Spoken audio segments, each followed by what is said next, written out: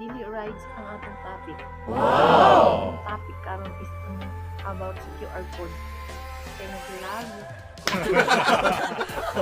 ay nahitabo sa pagkaroon nga na quarantine ko. Dili man ibig sabihin nga na-trace ko kung naglaag-laag ko. Importante man ang amo ang yadto sa Unitap na malit man may mga gamit about for working shoes, uniform, everything na gamitonon about sa trabaho. So, ano ni?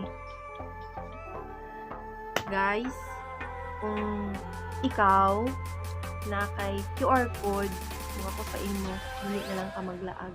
Or dili na lang ka mulakaw kung dili importante ang imong lakon. Kay ngano, hassle sa tanan, hassle. Except sa kanang matiksan ka, tapos pag makadawat kag text nga dili ka magpa-swab test, dakong problema. Kay ngano, daghan kag tao nga madamay, daghan kag tao nga mahalubilo.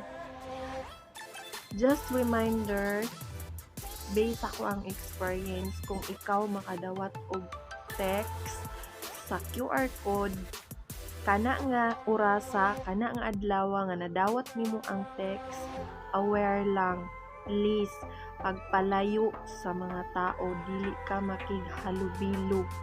Ikulong ang imuhang sarili kung dili pa ka makadesisyon nga magpa-swab test ka. Kay from the day nga magpa-swab test ka, diha sila mag-start og count 14 days pa atras.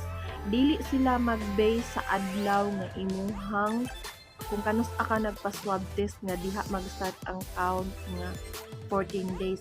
Lahi ang counting sa quarantine nga 14 days, lahi pod ang counting nga 14 days nga contact tracing.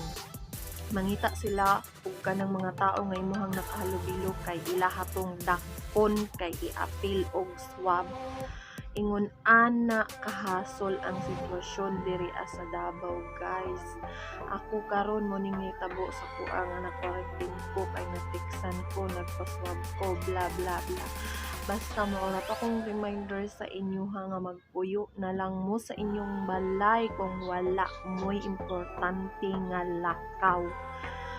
Mao lang to, guys, ug daghang salamat ug unta ang tanan nga mga kalihukan dinhi sa Davao sa tibuok kalibutan matapos na ning COVID kay dili lalim nakadala og hassle.